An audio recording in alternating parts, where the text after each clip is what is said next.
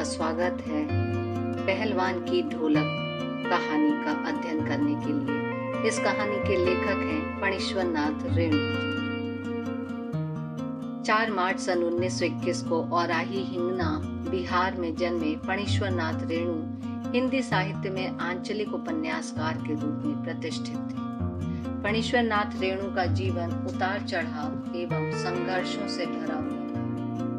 सन 1954 में उनका बहुचर्चित आंचलिक उपन्यास मैला आंचल प्रकाशित हुआ। स्वतंत्रता के बाद जब सारा विकास शहर केंद्रित हो रहा था, ऐसे में रेणु जी ने अपनी रचनाओं से अंचल की समस्याओं की ओर भी लोगों का ध्यान खींचा। यद्यपि फणीश्वर नाथ रेणु मैला आंचल उपन्यास के बाद अधिक प्रतिष्ठित कथाकार के रूप में उभरे, लेकिन उनकी लेखनी तो वर्षों से चल रही थी। विश्वामित्र नामक पत्रिका में उनकी कहानियां छपा करती थी। आज हम जिस कहानी का अध्ययन करने जा रहे हैं, पहलवान की ढोलक, वह भी 1944 के लगभग विश्वामित्र पत्रिका में छपी थी।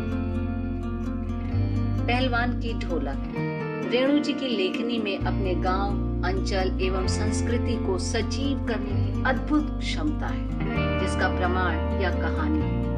पहलवान की ढोलक कहानी में ऐसा लगता है मानो हर एक पात्र वास्तविक जीवन जी रहा।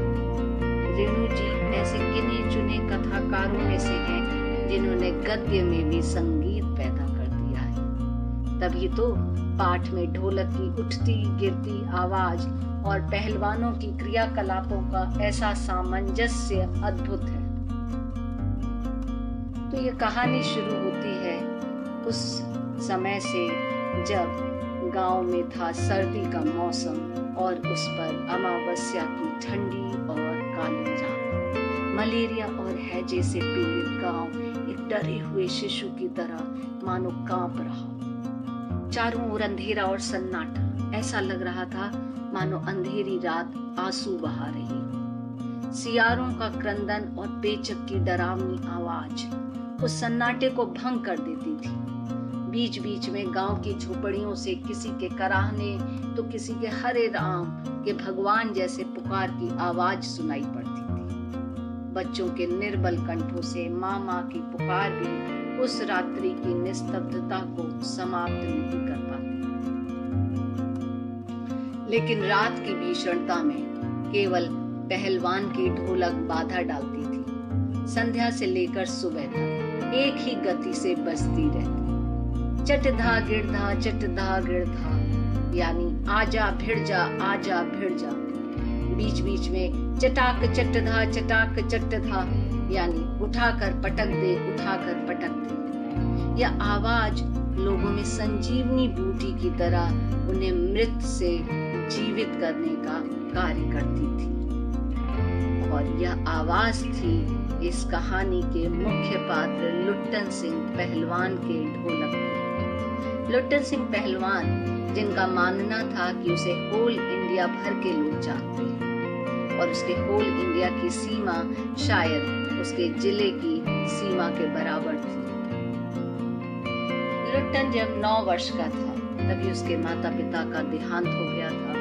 सौभाग्यवश उसकी शादी हो गई थी। सौभाग्य इसलिए क्योंकि उस अनाथ बालक को पालने के लिए उसकी सास ने माँ का रूप धारण कर लिया था, अन्यथा वह भी मृत्यु का ग्रास बन जाता। बचपन में वह गाय चराता, भारोष्ण दूध पीता और कसरत किया करता था। गांव के लोग उसकी विधवा सास को तरह तरह की तकलीफ दिया करते थे। लोगों से बदला लेने के लिए कसरत की धुन मन में सवार हो गई। धीरे धीरे कसरत द्वारा लुट्टन का शरीर सौष्ठव पहलवानों की तरह हो गया, जिसकी वजह से गांव में वह सबसे अच्छा पहलवान समझा जाने लगा। लुट्टन के जीवन में एक ऐसा दिन आया जिसने उसके जीवन की रेखा ही बदल दी। लुट्टन सिंह दंगल देखने श्यामनगर मेला गए। जवानी की मस्ती और ढोल की ललकारती आवाज ने उसके मन में ऐसा जोश भरा कि वह चांद सिंह जैसे पहलवान को लड़ने की चुनौती दे बैठा। चांद सिंह अपनी पहलवानी के कारण शेर का बच्चा कहलाता था। चांद सिंह ऐसी चुनौती पाकर मुस्कुराया और लुट्टन सिंह पर बाज की भांति टूट पड़ा। दर्शकों की भीड़ में खलबली मच गई। वहीं उपस्थित राजा साहब ने यह कुश्ती रुकवा दी और लुट्टन की हिम्मत की प्रशंसा करते हुए उसे 10 रुपए का नोट देकर घर जाने की सलाह दी। लुट्टन बोला, नहीं सरकार, लड़ेंगे, हुक्म हो सरकार। तुम पागल हो, जाओ। मैनेजर साहब से लेकर सिपाहियों तक ने समझाया। देह में गोश्त नहीं, लड़ने चला शेर के बच्चे से। लेकिन लुट्टन माना नहीं। वह हाथ जोड़कर गिड़गिड़ाता रहा। दर्शकों की भी मंडली से कोई कोई लुट्टन के पक्ष में चिल्ला उठता, उसे लड़ने दिया जाए। अकेला चांद सिंह मैदान में खड़ा व्यर्थ मुस्कुराने की चेष्टा कर रहा था। पहली अकड़ में ही उसे अपने प्रतिद्वंदी की शक्ति का अंदाजा मिल चुका था। राजा साहब ने भी आज्ञा दे दी, लड़ने दो। बाजे बजने लगे। दर्शकों में उत्साह देखने लायक था। मेले के दुकानदार दुकान बंद करके दौड़े। चांद सिंह की कुश्ती हो रही है। उसी कुश्ती के दौरान ढोल की आवाज आ रही थी, ढक ढिना ढक ढिना ढक ढिना। लुट्टन को उस आवाज में सुनाई दे रहा था, वाह पट्टे वाह पट्टे वाह पट्टे। तब तक चांद ने लुट्टन को कसकर दबा लिया। दर्शकों को लगा कि लुट्टन तो चांद सिंह के हाथों आज हलवा हो जाएगा। तभी फिर से ढोल से आवाज आई, चट्ट गिड़धा चट्ट गिड़धा चट्ट गिड़धा। और लुट्टन ने इस आवाज में महसूस किया, मत डरना मत डरना मत डरना। दर्शक और चांद सिंह के गुरु बादल सिंह लगातार चांद सिंह को उत्साहित कर रहे थे और चांद सिंह ने लुट्टन की गर्दन पर कोहनी डालकर उसे चित करने की कोशिश की। फिर ढोल की आवाज सुनाई पड़ी, धाक देना तिरकट देना धाक देना तिरकट देना। लुट्टन को लगा मानो ढोल कह रहा हो, दांव काटो बाहर हो जा, दांव काटो बाहर हो जा। और लुट्टन दांव काटकर बाहर निकल आया। फिर ढोलक की आवाज आई, दिना दिना दिक्क दिना, अर्थात चित्त करो चित्त करो। और लुट्टन ने अंतिम दांव लगाया और चांद सिंह चारों खाने चित्त। लुट्टन दौड़ते फांदते बाजे वालों की ओर दौड़ा। सबसे पहले ढोल को प्रणाम किया। उसके अनुसार इस भीड़ में ढोल की आवाज ने उसे गुरु की तरह मार्गदर्शन दिया था। राजा साहब ने भी लुट्टन को गले लगा लिया और उसे अपने दरबार में सदा के लिए रख लिया। यहाँ से लुट्टन के दिन फिर गए। पौष्टिक भोजन, व्यायाम तथा राजा साहब की स्नेह दृष्टि का परिणाम यह रहा कि लुट्टन ने एक ही वर्ष में बड़े बड़े पहलवानों को कुश्ती में हरा दिया। उसे लोगों ने राजा के बाघ की उपाधि दे डाली। यद्यपि लुट्टन के शरीर और बल की वृद्धि तो हुई, लेकिन बुद्धि की वृद्धि उस अनुपात में नहीं थी।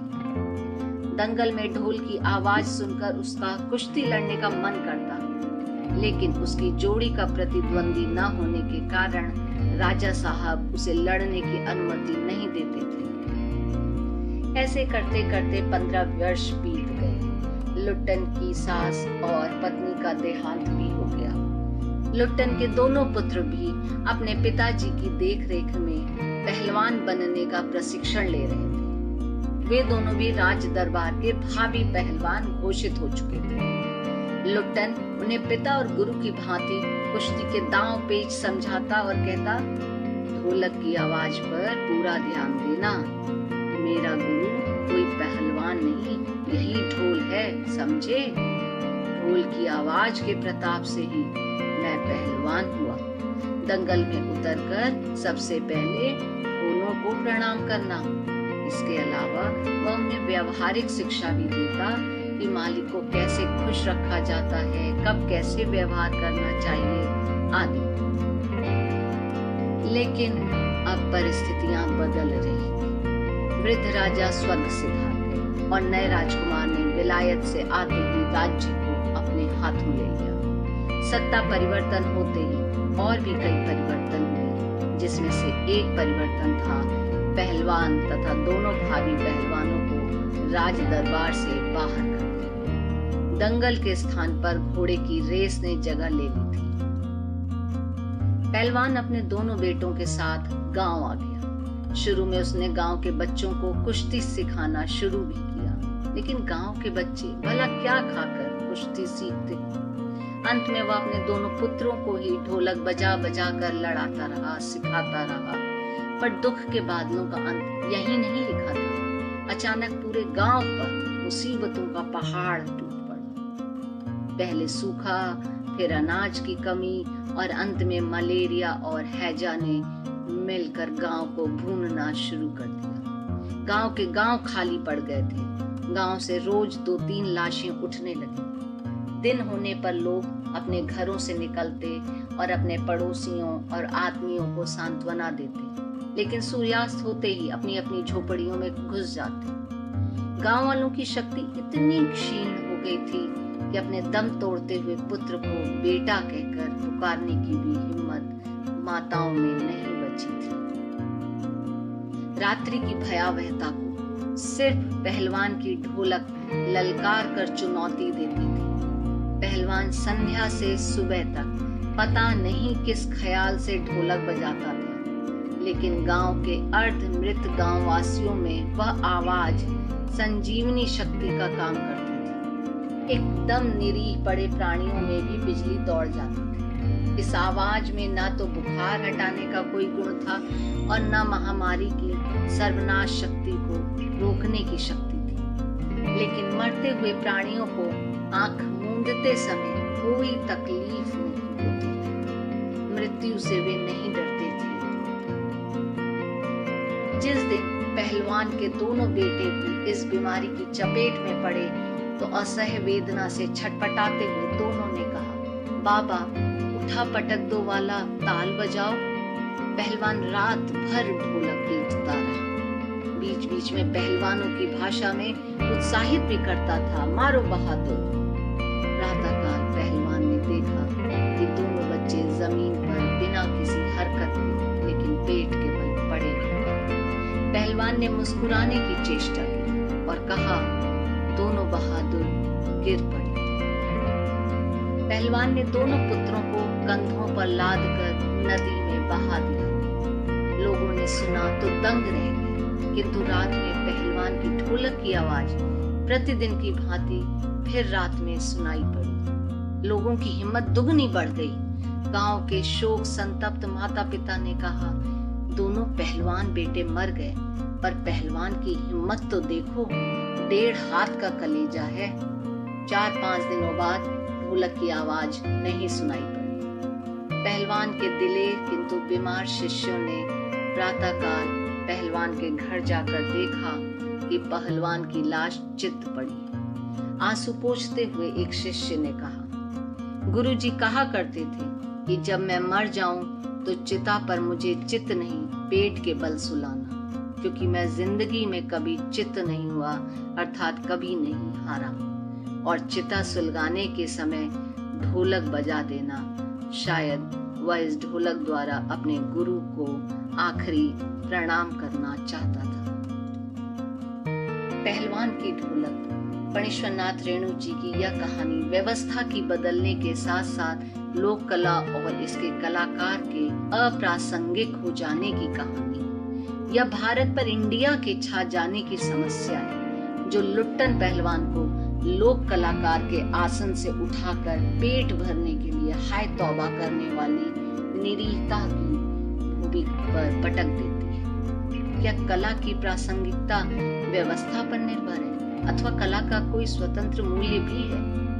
मनुष्य की साधना और जीवन सौंदर्य के लिए लोक कलाओं को प्रासंगिक बनाए रखने हेतु हमारी क्या भूमिका हो सकती है? निश्चय ही यह पाठ हमारे मन में कई ऐसे प्रश्न छोड़ जाता है और यही इस पाठ का मूल तत्व है। धन्यवाद। आशा है कि आपको यह पाठ समझ में आया हो।